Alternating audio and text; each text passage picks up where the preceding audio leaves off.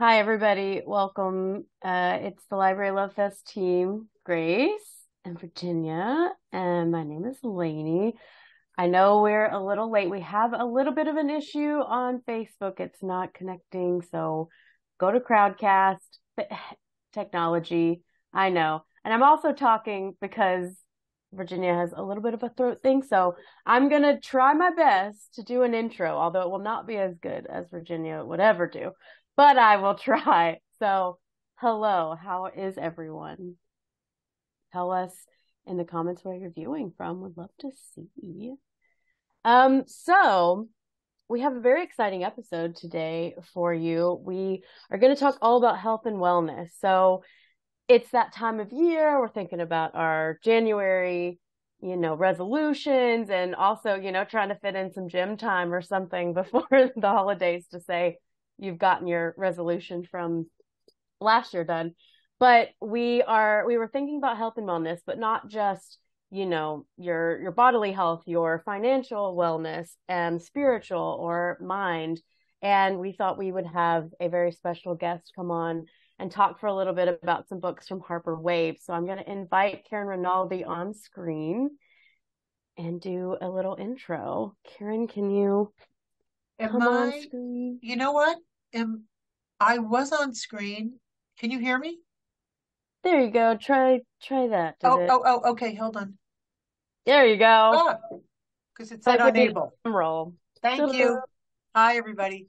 Hi, Thank you, lady. how you doing? Good to Good. see you all. Thank you so much for See you doing this. on We're so screen. excited.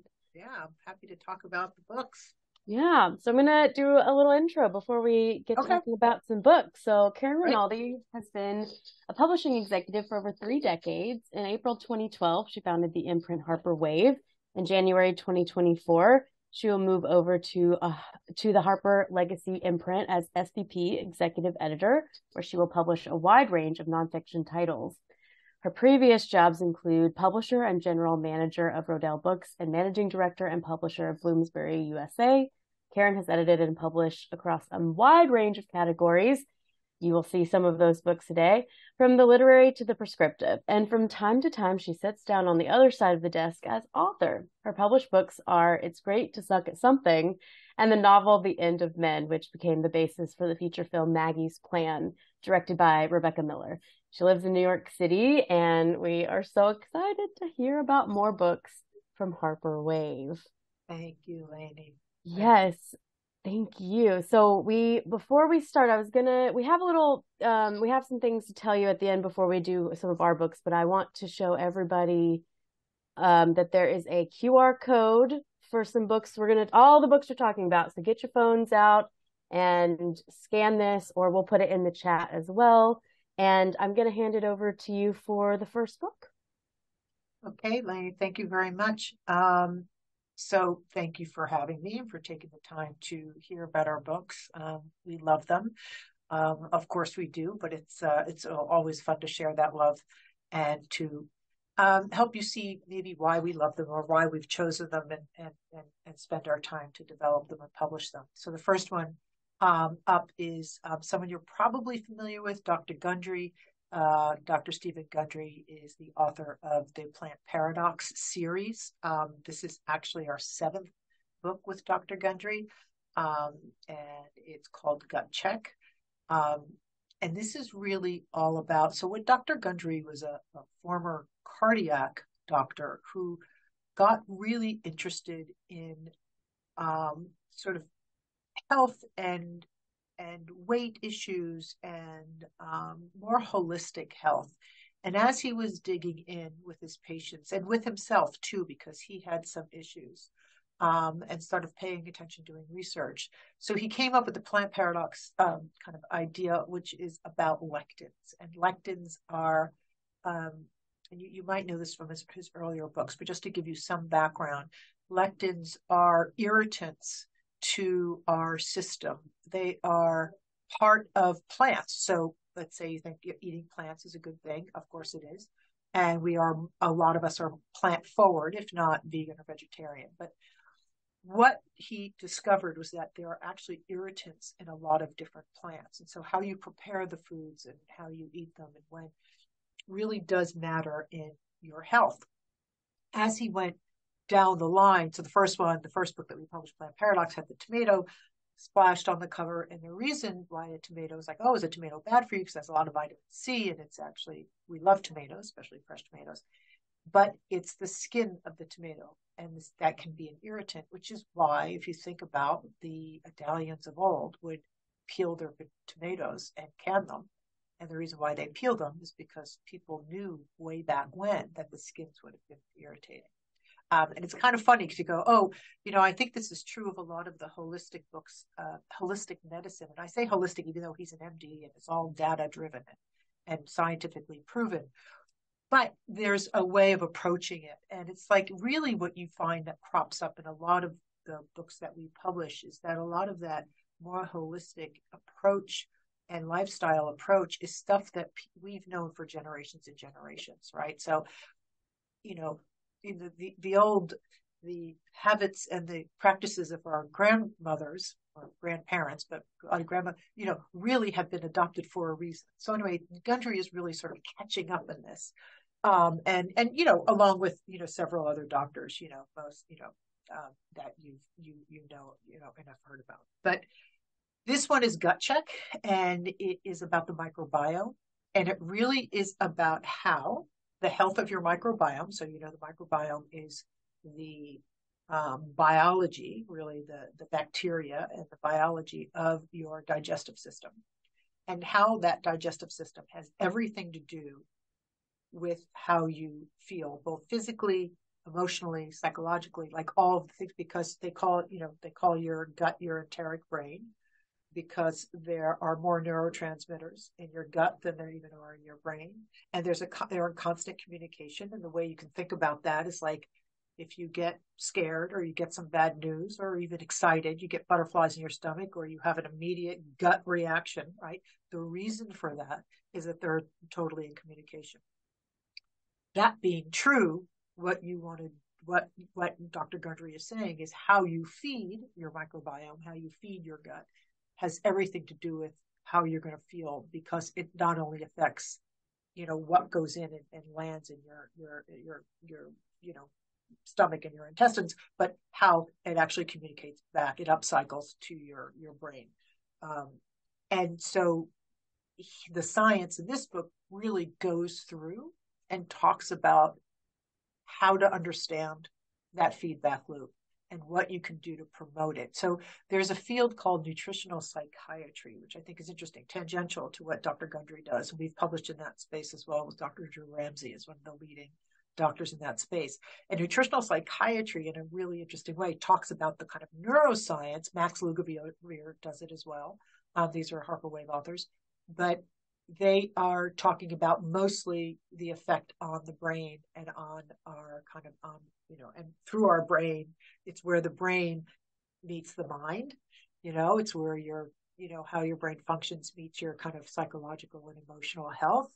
And Dr. Gundry is kind of getting more kind of in the weeds on the kind of, the physiology of it from a nutritional point of view, and to explain how that feedback loop works. So he's on trend here, I think, with this new book, and it's his 7th. There have been over 2 million people who have found his books and who have been following and helped by Dr. Gundry. And we think this is a really next great step for him.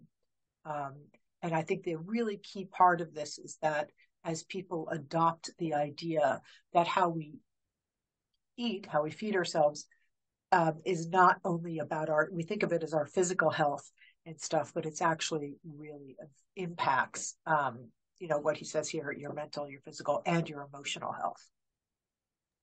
Wow. I can't tell you how many of my friends in the last year have all been talking about gut health and just how they've been on that journey. And it's really interesting to hear just how much of an ecosystem it is, really. It's kind of again, I think it's something that Ayurvedically people have known, our grandmothers have known, like people have known it, but with all the processed foods that have grown. I mean, I can talk about this forever, and I want to move to the next one. But with the, the proliferation of processed foods and foods that actually don't really give us anything at all, they're just nutritionally empty, they're zero. We really do a lot of damage. So if you're, a lot of the nutritional psychiatrists would say, if you are struggling, and many of us are, and for a million reasons, a really good place to start, because it's a control. It's a thing you can control, right? You can't control the world news. You can't control everything that happens to you. You can control what goes into your body. And if you start there, it just kind of lays the groundwork for doing the other work, to be happier and healthier. Thanks, Lainey. Yeah. So these are this is a table of contents. You can kind of see, you've probably heard of leaky gut before, and leaky gut is really just something that means when the lining in your gut gets compromised because of frankly, the crap that we're putting in there. Sorry, and then what happens is those toxins really leak out into our bloodstreams. So repairing your gut in that way is really, really important. Sorry, Karen, can you just go back to the table of contents? I think this is really very telling. And again, I'm sorry for my voice. This is very interesting, Karen. Thank you so much for coming on. And chapter 8, God, cigarettes, meat, and cheese. I mean, come on. We've all been there. He likes to shock. He likes to get your attention.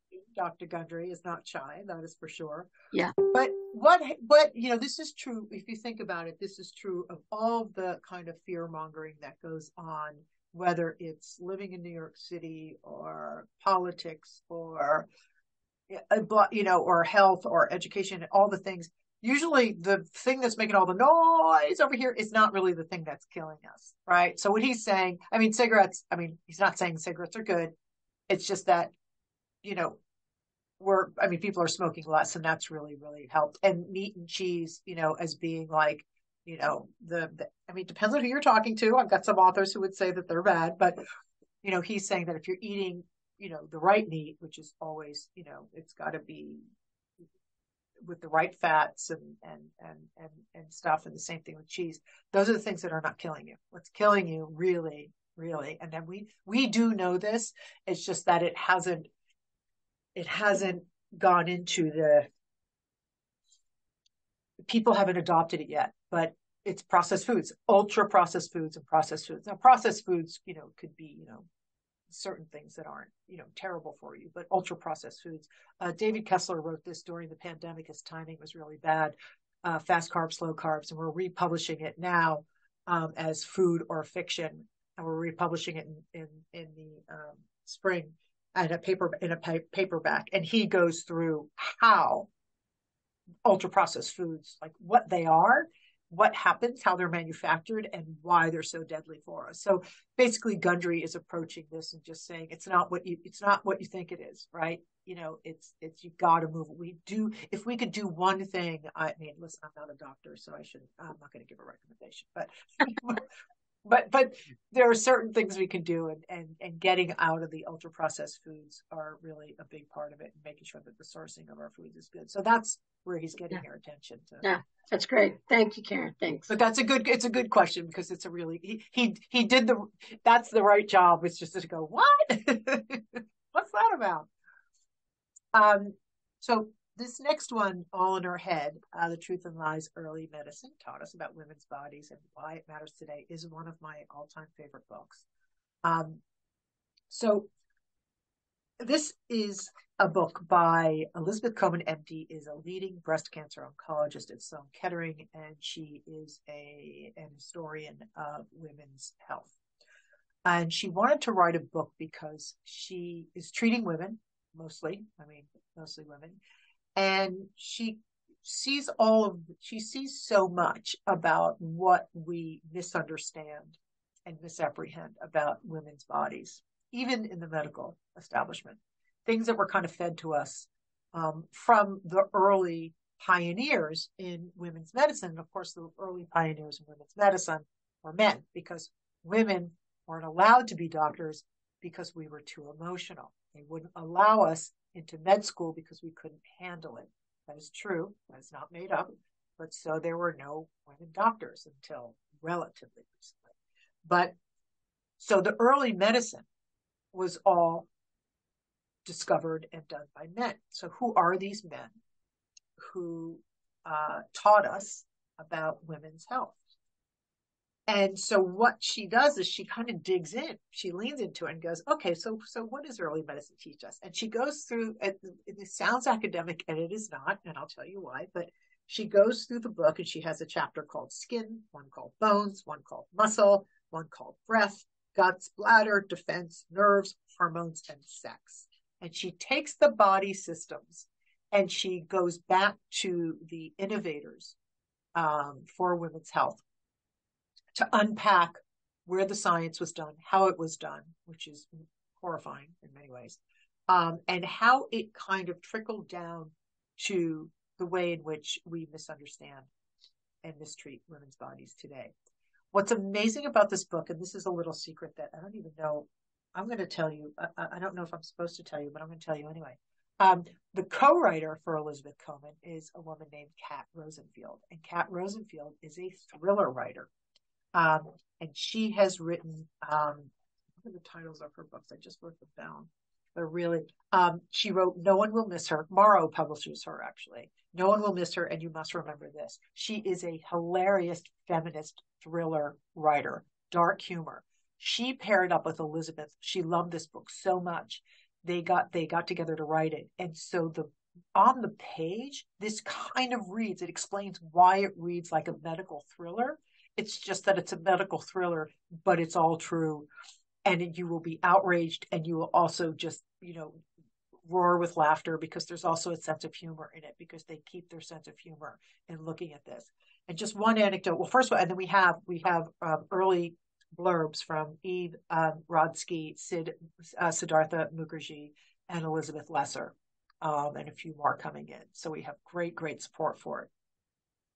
I love this book. I love it so much. I think it's a book that every single woman, should read, absolutely, because it helps us to understand our bodies. That's one thing. But also it, anecdotally, everything goes back to, and I wish I could ask the question because it would be fun to ask the question and get responses. But it's like, what do you think all of the ailments from, that women suffer, where does it all come from? What are the three things it comes from? And you don't have to answer, but you could just ask yourself that question. And I'll say, no matter what part of the body you're talking about or what ailment, she's either oversexed, she's undersexed, or she's crazy, or all three. And that's what it all came down to. So that's what people would treat women for.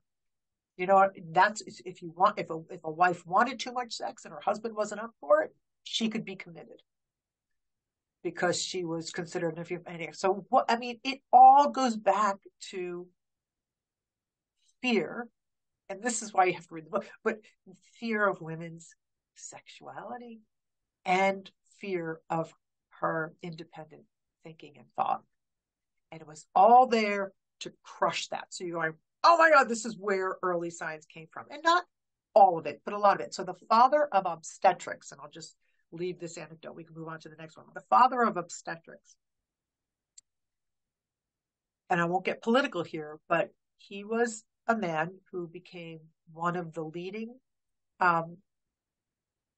pro-life advocates. The father of obstetrics also started the pro-life movement.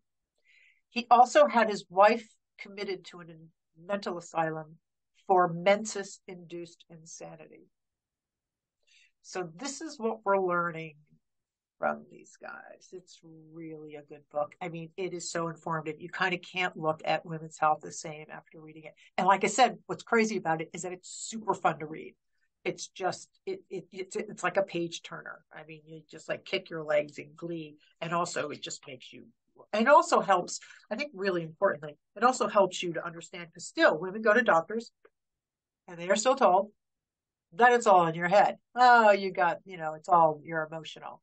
You're making it up. This is what we're still told this. And Elizabeth has heard this from so many of her patients, and her point is, she wants to change the tide on that. So I hope you could meet Elizabeth further, and I hope you get to read the book, because it's a fun one. So also within the kind of medical establishment, a very different book. So Kathy Giusti, Fatal Fearless. So 12 Steps to Beating Cancer in a Broken Medical System. Kathy was given 3 years to live 25 years ago. She had multiple myeloma, and there was no cure for it. And it was just a watchful waiting until it manifested and then she was going to die. But Kathy, and she is true to this kind of fierce spirit, refused to take that for an answer and started, hunkering down and doing the research and figuring out what she could do to help herself. So this book really takes you through her journey. So it's 2 things, this book. It is both a memoir, you see her journey, but it's also a how-to, and it's a checklist. So if you or someone you love gets a catastrophic diagnosis or a diagnosis, of some kind, and cancer is terrifying. It's a terrifying thing to have to go through. This book is invaluable because it really takes you through what you're supposed to ask, what your team looks like. And it feels at first like it presupposes certain access, but actually she wrote the book so that whoever it is, whoever's reading this book, can actually find access to studies, access to support, access to, asking the right questions, because so much of this is not asking the right questions. I have gone through some of this myself, and I have to say that what was astonishing about entering the system through a diagnosis is that you just don't know. You've got so many people talking to you, and there's so much to organize, and you don't know to say, I wish I knew this, like have a book and have somebody else, with you so that they can hear it.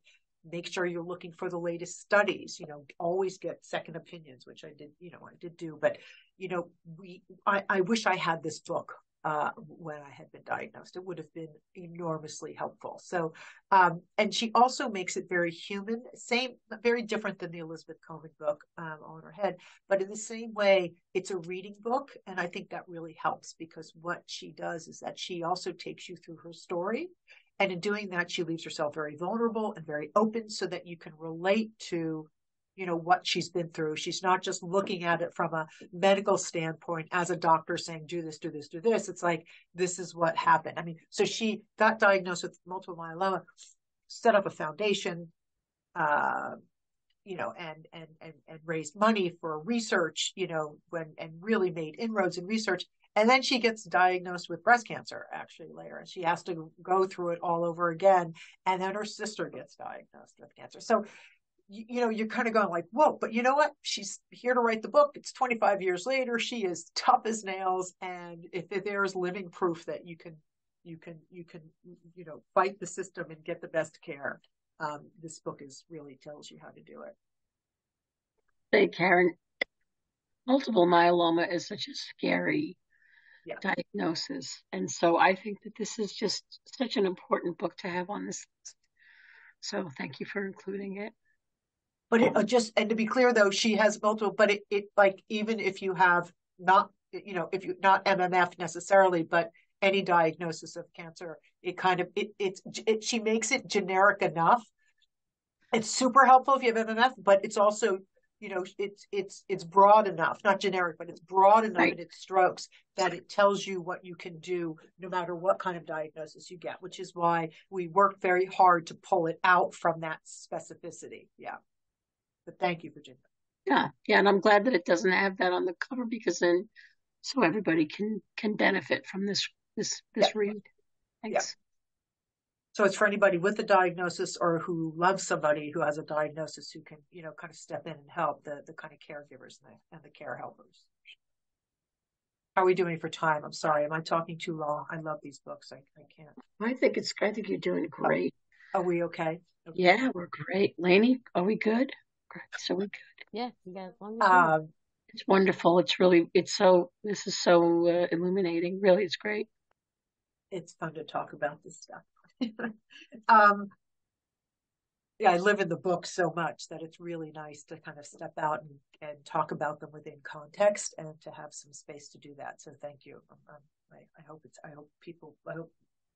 the librarians looking or anyone listening will kind of, if you have any questions, please ask. But if it helps you give context for the books, I think that's probably helpful. So Love Life, this is a very different book by Matthew Hussey. How to Raise Your Standards, Find Your Person, and Live Happily. Actually, I just realized that the parenthetical is wrong on this cover. It should be and live happily, and the parenthetical is after no, it's just for no matter what. And that's because the whole point of this is it's a play on your love life, but also to love life. So Matt is a superstar. I met him when he was a kid, 10 years ago. He was a baby.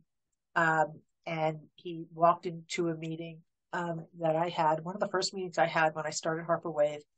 And he was one of those people who walks into the room and you're like, this kid, and he was a kid. I even tell him that, but he was 23 or 24. He was a superstar. And he had this presence that was magnetic, but also this deep, deep empathy and charism for people around him. And what's interesting is that people who do this kind of work, who are coaches, he's a dating coach, a love coach, or a life coach. Sometimes it's like they can do the coaching part, but then behind the scenes, they're actually not that person, right? It's performative, or maybe it's a skill they have. Matt lives it. He walks the talk. He is incredibly genuine. He's an incredibly empathic and preternaturally brilliant observer of human nature. And so he started doing this work when he was called to it. It's a calling. It's absolutely a calling. And here it is 10 years later after he wrote the best-selling Get the Guy, which Get the Guy it's a little tone deaf right now, and he admits that. So we're moving away from that. Forget that part. But it's really for anyone kind of looking for love or feeling frustrated with their life and not loving their life. And he kind of takes you through some tried and true lessons of what he's learned from being a coach over these last 10 years. And it's mostly about how people devalue themselves and possibly overvalue someone in an effort to find a partner. And that in that devaluing of the self and not having setting high expectations and just willingness to put up with stuff we should not put up with, right? He's learned a lot about really the coaching is about how to understand what you have to give and how to give and to actually be more, not less, being more demanding and having higher expectations doesn't make you a pain in the butt. It doesn't make you less appealing. It actually has the opposite effect. So he really takes you through this process. And what's interesting too, and I've known Matt for now, like I said, 10 years, and we've become very, very good friends because I have seen him go through some of this himself. And what's amazing about this book is that he goes there. He goes there. He's vulnerable. He talks about it. He was not willing to do that 10 years ago when he was full of, that book is great, but it's a very different kind of book. This really gets to the heart of vulnerability and self-worth. This book will be huge. He's got a huge platform with millions and millions of followers, but he's also the real thing. And he is, he lives it, and he just got married, which is really sweet. He just found his great love and had a wedding. So I'm excited for this book. We can go to the next one. Okay. So I don't know if everybody remembers the Forever Dog book.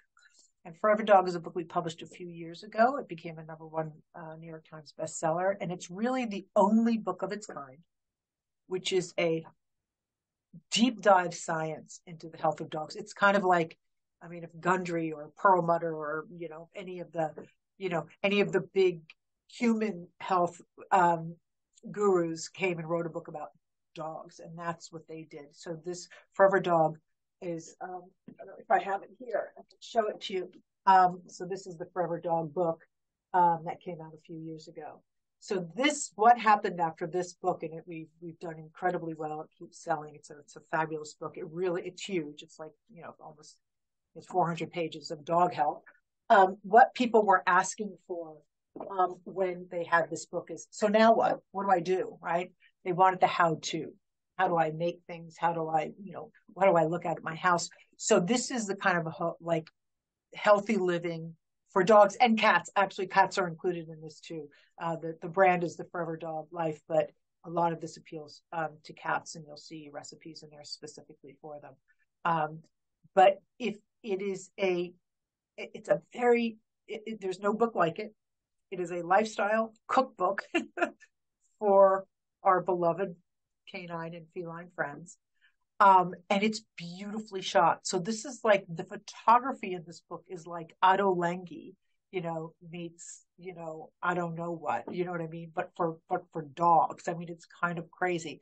But if you see the pictures, they have these beautiful recipes. And I have to say that it's somewhat aspirational, because it demands that you spend a lot of time, kind of like paying attention to what you feed your dog. But their point is that no dog, and this might, make some people unhappy, but their point is that no dog should live on kibble, that no being should just live on one thing, and that you need to diversify your pet's diet.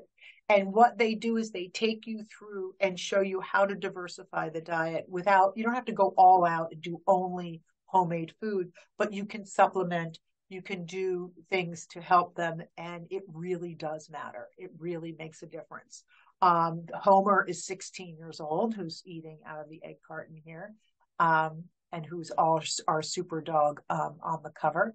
And they also start the book out with the story about the oldest dog in the world, Bobby, who was in Portugal, who was supposedly 30 years old. There's a little controversy. Was he 30? Was he 27? I mean, what difference does it make? The dog's old and lived a really good long life. So this is about how you too can have that. So if you flip through, you'll see some other, I mean, this is just, the photography is funny, and it's beautiful, and it's really informative.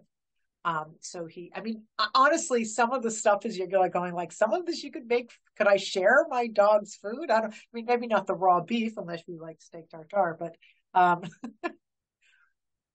yeah. And it's also meant to, the food is also meant to help, kind of going back to the first conversation about the microbiome and the brain gut connection.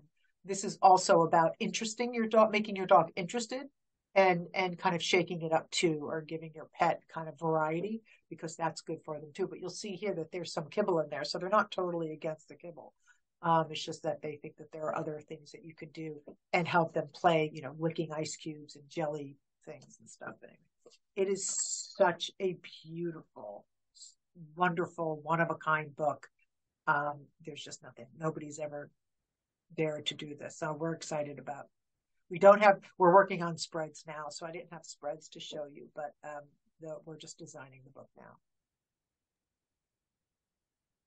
And then, these I feel like these are all kind of a group in a weird way when you look at the kind of the group of them. So reversing Alzheimer's. This is Heather Sanderson. You might know Dale Bresden's work, because he did a book called The End of Alzheimer's, I think was the title, quite a few years ago. So she is a protege of Dale Bresden. And they take a holistic approach to Alzheimer's, because the data tells us you can't reverse Alzheimer's, you can't reverse dementia, that once you start the cognitive decline, that's just the way, that's just the way it goes. And you have to just try to stem it. The science behind it, and I'm not a doctor and I'm not a scientist, so I'm not going to speak from that authority. But from everything I've read, from this book, from other books I've read, from dealing with it in my own life, just more personal information, but my father is suffering from it. And again, I wish I had this 10 years ago when I started to see some of the science, because I didn't know. But little things, these are about what they say that she calls it the new toolkit to improve cognition and protect brain health. It's like all the things you can start doing now, that we can start doing now before, as we get older, to protect our brain. And these are lifestyle interventions that are so achievable. Some of them are more rigorous, some of them are not. But the whole point is that she gives you a spectrum, same thing that Forever Dog Life does. It's like there's a spectrum of what you can do here to help yourself. So it's preventative, but it's also saying that there are signs. So this is for the person suffering from it, possibly, or for the caregivers as well. There are things that you can do. There are lifestyle interventions that you can do that will increase cognitive function. Absolutely. And they are very simple. And I can't say enough about how important it is to have this information for yourself, just simply, so that you can start, making sure that you're protected, but also for people, that you're taking care of. It's like the things you can do to help them feel more secure, but also to function. So she has these facilities, I think it's called Marema, where they are like facilities for people suffering from dementia and Alzheimer's. And so she's also doing the studies. So she's on the ground applying these lifestyle interventions, right? So simple as, hearing loss is a huge factor in causing cognitive decline, right? And hearing loss is often very, very subtle. But if you can pay attention to hearing function and keep it steady, and then when necessary, get the help you need, that's going to increase, it's going to increase your cognitive function. There is a point of no return, which is pretty late in the game, where your brain stops knowing how to hear. But it's like, this is a simple connection, which people don't really connect between hearing loss and cognitive function. But it makes sense when you think about it. Again, it goes back to how we eat, because our physiological function, our microbiome has a lot to do also with our cognitive function, how we sleep, how we exercise, how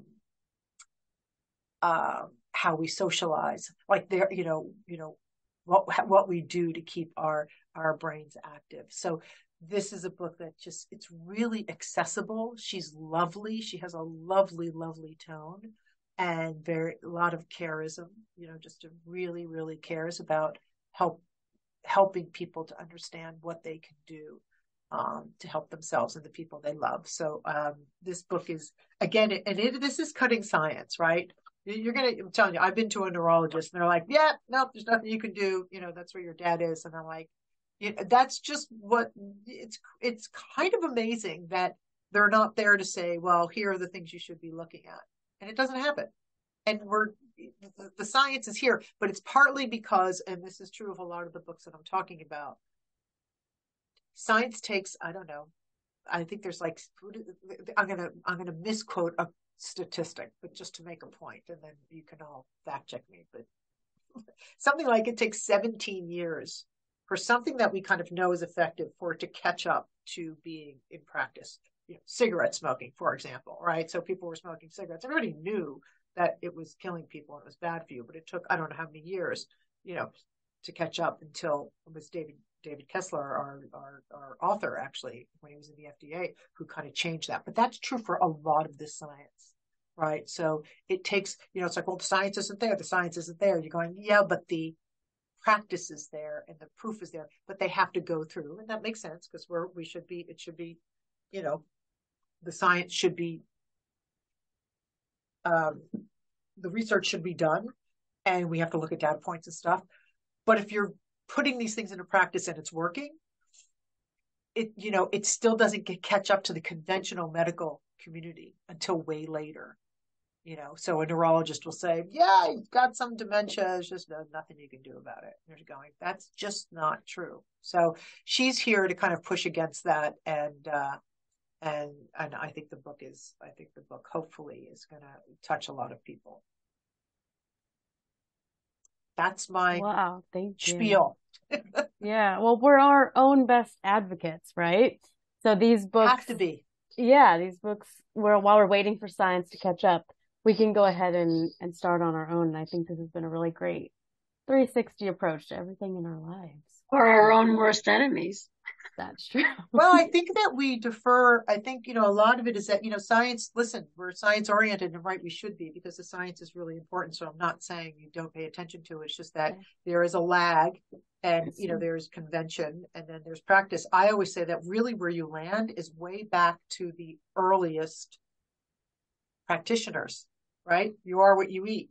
Oh, really? You know what I mean? Like, you kind of go like, it was all there. It was all there. But it just hasn't been. And then logic and science kind of, stepped in and said, well, until we can prove it. And then it lands sort of back to old wisdom. In many ways, a lot of things fall back on that. That's just me talking. That's not my authors. That's just what I see. So I always think, like, be open to it, and don't, just be open to it. Yeah. Anyway, I hope this was helpful. Oh my God, this was amazing.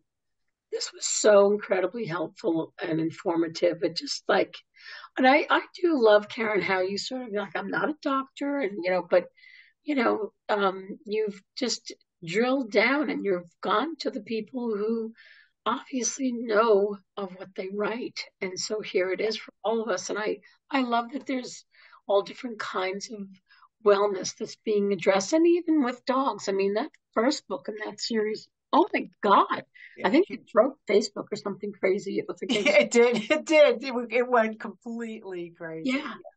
Yeah. So these are, I mean, there are other books as well, and that Harper Wave, but you picked such really interesting books to talk to us about. Thank you so much. I hope you enjoy them, and I'm really happy to talk to everybody, and thank you for listening. And I hope some of it helps someone out there, your loved ones, your pets. So wonderful. Thank you, Karen. Thank you so much. Be well. Oh, you too, everybody, please. Thank you for inviting me on. Absolutely. Thank you all librarians for what you do. Invaluable. Yeah. I love that you're out there. And, I know everybody thought it's the same thing people say, like, well, if ebooks happen, it'll be the end of books. You're going, no, I don't think so. It's like, and then it's like, no, libraries, books, it's all here forever. The best. Yes. And they are on the front lines, Completely. Now more than ever. So yeah, no, I know. So thank you. Okay. Yeah. Bye, everybody. Bye, Karen. Bye. Thank you. Bye. Thank you so much. Oh my God, that was so great. I know. 17 years. God, screwed.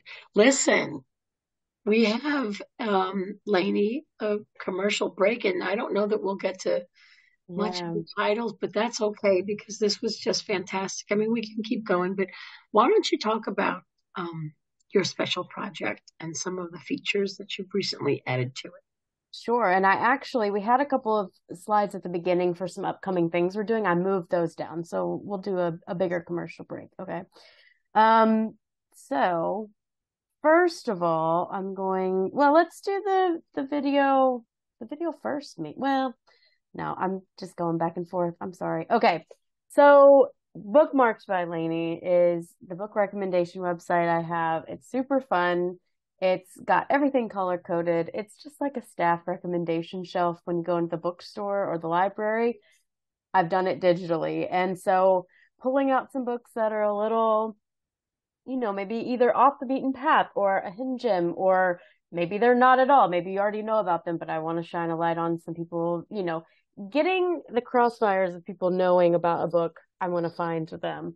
So that takes shape in a lot of different ways. But we had our very first for the website, which we're very excited about, an interview I loved A River of Golden Bones by A.K. Mulford, and I reached out and said, if I write a few questions, could you do an exclusive interview? And A.K. Mulford said, of course. So wrote some questions up. They wrote their answers, and it's all up live. So you can go to Bookmark by Lainey. We'll put the link in the chat, and you can go read their answers. So hopefully we'll have more of these. I think it's pretty fun. And Grace was saying that she really liked reading all of the answers. So I hope you do too. Nice inside look at the book for sure. Yeah, it's a unique one. And the first in a series, so you got more to read. And Lainey, the author tells you more about that. This Bookmark by Lainey is so great. It is really a curated list of books that, I mean, you really pay such attention to them. And I just love what you're doing with this. It's not a catalog. It's really reader's advisory. I love it. Yeah, thank you. If Lainey will recommend it, I'll read it. That's always my motto. Let's get that on a t-shirt. I would love it. Or Okay. bookmarks. Cafe done. Okay. Something else fun. We have been doing this series called 5 Minutes With. You've probably seen it around. And we just get authors to send us a video, 5 minutes of them talking. And I think we're always surprised at them. They always seem really fun. We never know what we're getting from these authors. They're all different. They're all unique. We never know if they're going to talk more about the book or more about their lives. And I think that that's so wonderful. You get a little something different every time.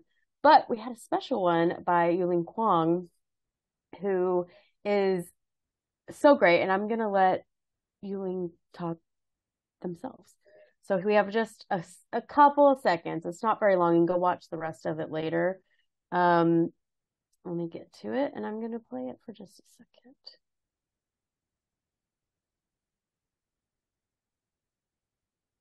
Hi, I am Yuling Kwong, and this is my debut novel, How to End a Love Story, which comes out April 2nd. And it is the story of Helen and Grant, a novelist and a screenwriter who find themselves trapped in the same writer's room 13 years after some very tragic circumstances that tie their lives together forever. I am a screenwriter and director. I am currently adapting Emily Henry's People We Meet on Vacation and Beach Read. People We Meet on Vacation has been through more drafts, so it's a little bit more, it's seen more sticky notes. So go watch the rest of it. We'll put that link in there as well. Yuling used to work in a library, so there's a fun story there. You get a tour of these wonderful shelves behind the author. And yeah, it was pretty great. It was a pleasant surprise in our inbox. So we just wanted to give a shout out. Go watch the whole thing. I'll put the link. And then I'm going to keep rolling with some housekeeping, but stop me otherwise. Keep on going, but I just want to say that video is so enchanting. It's really so engaging, and she's just wonderful. It's just really, really great. So hope everybody goes. And we have plenty more. You can go to our website, librarylovefest.com, and click on the 5 Minutes With, and we have a ton. So they're super fun to watch. I don't want to spoil anything about her video, but there's a really cool part about rare books or old books in general. So go check it out. And her very first ever published work, which was very adorable. So, oh, Virginia, I know you're excited about this one. Our next Galley Gab Fest, December 7th. I cannot wait. Excuse me, Armistead Maupin. Oh my God, I love him so much. You've all watched or read Tales of a City. I know you have. If you haven't, oh my God, go back and get the one with Olympia Dukakis because it's amazing. These books are wonderful. And this is his 10th novel in this series. And I believe it's the final one. So he is going to be speaking about Mona of the Manor, picks up and you find out where Mona is and what's going on with her. And his editor, Millicent Bennett, will be interviewing him. So this is super fun. He lives in the UK. So we're going to work around his schedule And he's just so lovely and funny and smart. They broke the mold when they made Armistead Market, and I cannot wait for this. I'm really excited. So dive in. think we have I think we have a cell sheet of all of the previous. Grace, can you put that into the chat? Yeah, I believe it's on Edelweiss, so I'll send that link. Okay, that's great because that just gives you all of them from the very beginning. What a great series! And then our next Writers to Watch event is going to be super exciting. We actually just got one of these jackets in, so we'll keep updating them. That's how like early you're hearing about these books. We don't even have jackets yet, and we're getting them on your roster. Light Eaters. It's funny that I was thinking about Light Eaters the whole time Karen was speaking about science and how it's hard to put things out there definitively because science is often catching up because they need all of this research. And Light Eaters is amazing. It's about plants and the scientists discovering things about plants who are kind of scared to say some things because they don't have enough research. And in the science community, it's really bad to put stuff out there if you don't have a lot of stuff to back it up. So it's kind of funny that it fits really well with what Karen was saying. But the Light Eaters, Jessica Shattuck, Ace Atkins, and then we have historical fiction with Diane Richards. This is just going to be a great combo. We're excited. And Lainey, yes. Okay, well, I just wanted to say that can you go back one slide? The Light Eaters, I didn't meet her. Lainey and Grace met her.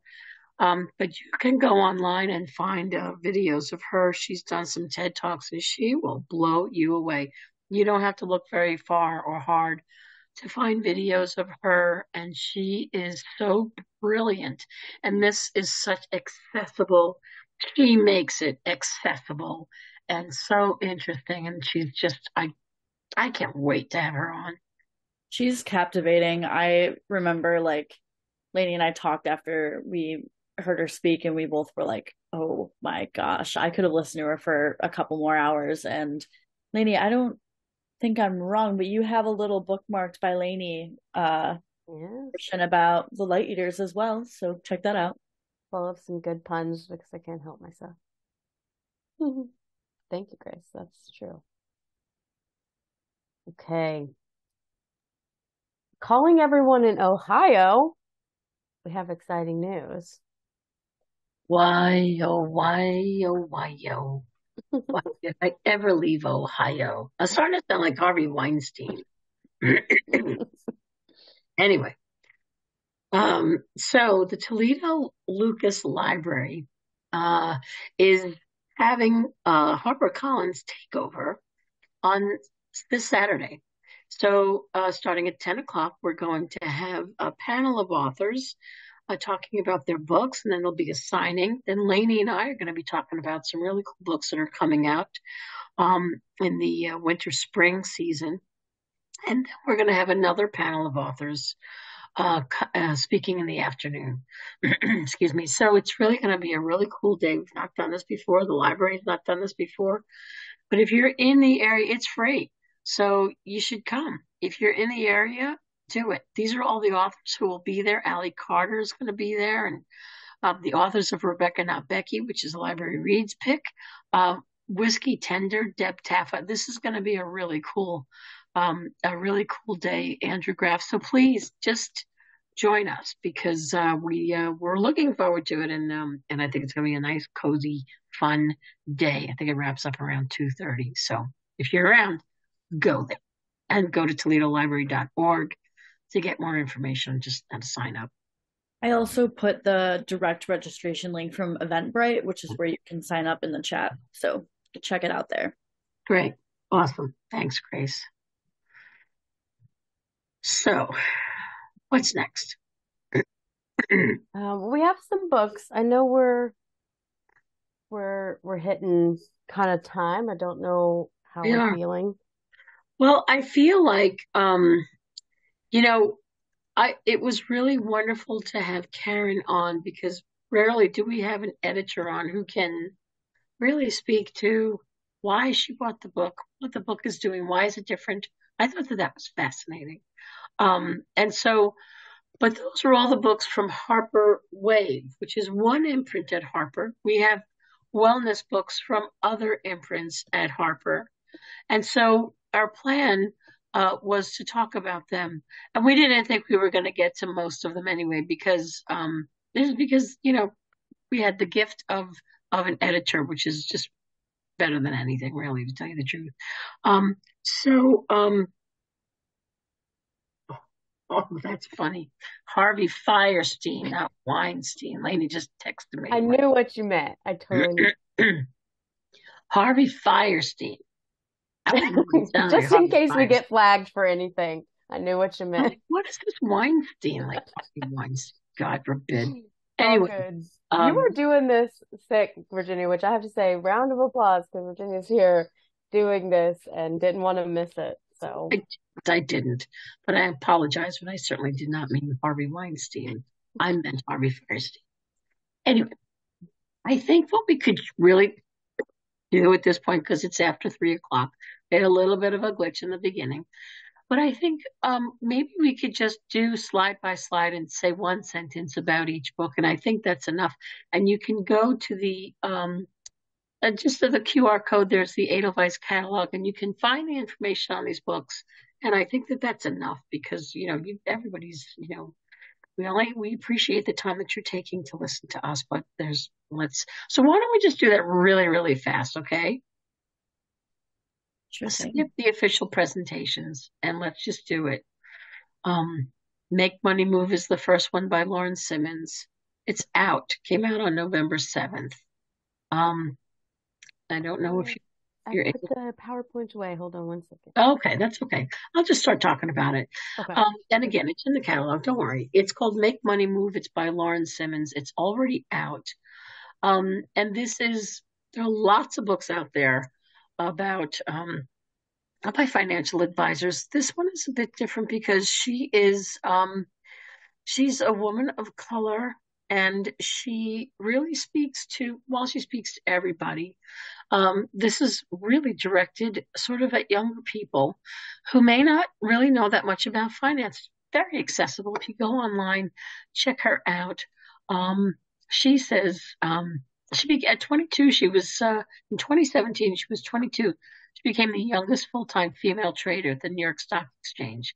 And she was only the second African-American woman in the exchange's 228-year history to have such a position, which is shameful, but thank God she broke that ceiling.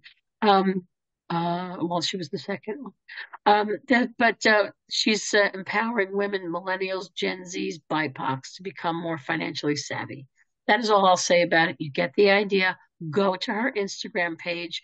She is so smart. She's been profiled on CNBC and Forbes, ABC, all of them. She's just a rising star in that personal finance space.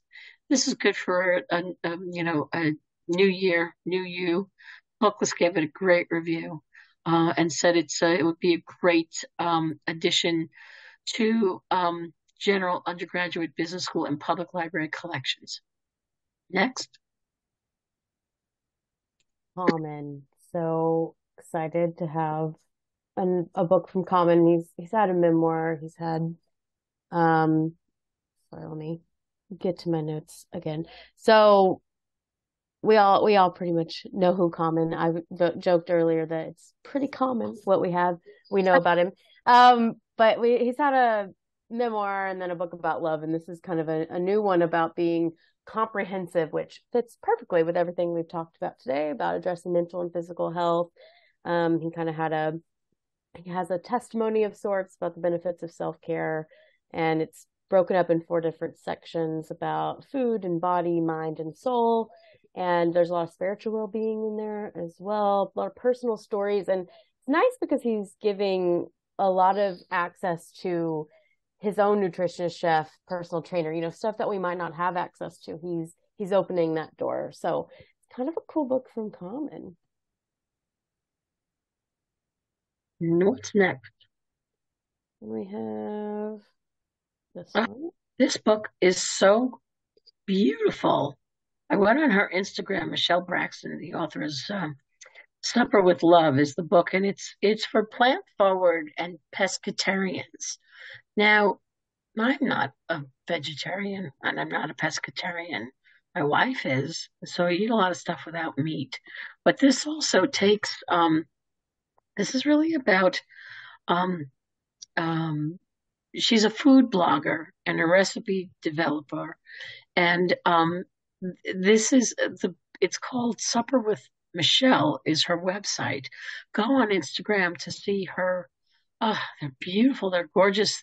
These beautiful shots of plant-based and pescatarian comfort foods.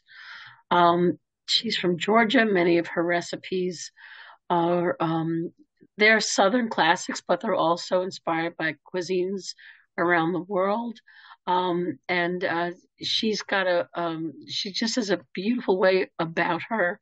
What's interesting about this book is that, well, sharing her love for food is one of her greatest passions. Another reason that this cookbook is so important to her is because of representation. She loves cooking. She's always liked it, but she almost never saw any black chefs like herself in front of the camera of her cooking shows. And so here she is with this fabulous book. She's just this loved Instagrammer and blogger. But this is about health, sustainability, ethical concerns. But boy, oh boy, you got to look at these dishes. And she has a wonderful, I know I said I wouldn't say a lot, but this is what she wrote on her Instagram. It's just a couple sentences. She said, for those of you that may have missed it, Supper with Love is filled with vibrant, delicious, comforting, plant-forward pescatarian recipes for every day. I'm talking salad dressing, loads of soup, lots of soup, handheld things like sandwiches and pizza, substantial side dishes, breakfast bowls, everything. She says, I provide ways to veganize many of the recipes if they aren't already vegan, and I also provide countless substitutions and ways that you can get in your groove and freestyle many of the recipes in my book and make them your own. There's something for everyone. So check it out. I also put Michelle's Instagram in the chat, so go check it out. It'll make you so hungry. I haven't had lunch yet, and I am so excited to eat after looking at that. And more food. Happy Skin Kitchen. So this is Elisa's book, but she also has a blog called Happy Skin Kitchen. So of the same name, I'm going to put that in the chat as well. I really suggest you go read through it. Her whole story is on the site, and I think a lot of people are going to resonate with it. But her goal was to share her love of healthy eating while also talking about her struggle with acne and how those two are connected. And anybody who's been personally victimized by the how's your diet question in the dermatologist's office, you're going to want to pick this one up. It is so comprehensive. There's 100 skin enriching plant-based recipes to aid your complexion and fighting against aging and breakouts. And there's also anti-inflammatory properties in this. So really something for everyone, and gorgeous spreads from the book that you can see on Edelweiss. And she's got everything in here: sweets, breakfast, soups, stews, snacks, dips, sides. So check this one out. Happy Skin Kitchen. I think it is such a cute title. It tells you exactly what it is. Oh, that's me, The Autoimmune Cure by Sarah Gottfried. She's amazing. She has 4 New York Times bestseller lists under her belt. And this one is about how trauma can rewire your body to trigger autoimmune diseases. I was just reading about somebody who had trauma and had temporary amnesia. I mean, it's so frightening, and how the body can react to things. And that's what this book is about. But it also provides this plan for how to reset your immune system. She, as I say, she's a New York Times bestselling author. She's a trusted expert in women's health. Her books have sold hundreds of thousands of copies. And, autoimmune disease, there's so many people that have autoimmune disease. Which is when the body's immune system attacks its own healthy tissues and cells. 25 million people, 1 in 10 Americans have something have an autoimmune disease. Unbelievable.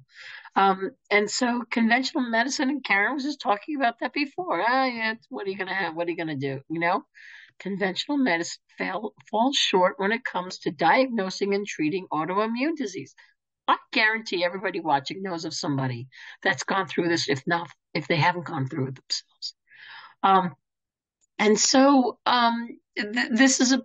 she's created this program that's designed to break the cycle of autoimmune disease, to reset your system, restore your health with advice on diet and sleep, supplements, breath work, micro-dosing psilocybin. I mean, there's all this stuff in there. She knows what she's talking about. It's offering a roadmap to lasting relief from autoimmune disease by addressing the root cause of the condition and healing the body, mind, and spirit. And it's rooted in trauma. And that Instagram page that she has, I was reading some of the people that have engaged in it, and it's like, people that had childhood traumas, and they know that there is a connection between what's happening to them physically, and they're tracing it back to that. And this book supports that. That's Autoimmune Cure by Sarah Gottfried, Dr. Sarah Gottfried. Tabitha Brown, I did a new thing. I don't know if you don't know Tabitha Brown, which you should, because she's an Emmy-nominated actress and vegan food star who's known as, America's mom. She's so sweet. I see her in Costco all the time. She's everywhere. But before, this is our third book we've done with Tabitha, and I just know when we announced the first book, everyone was so excited, and I've been seeing her all over Instagram and TikTok, just being her like effusive, sweet, encouraging self, and just I can't even tell you, it is very like for the soul. She's so sweet.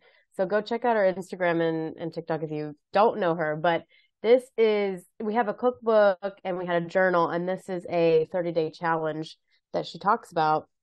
A few years ago, she used to do a 30-day challenge, trying something new, and she had a lot of illness, so she tried vegan lifestyle, and it really helped her. And it's been, a while since she's done that. She keeps it up. And so this is her encouragement, along with her story and others, to try 30 days of new things, even not just vegan stuff. But it's going to be a super exciting one. And I can't think of a better person to hold your hand through something hard than Tabitha Brown. The 5 Resets. This is another one of those books that is super universal by Aditi Nerukar.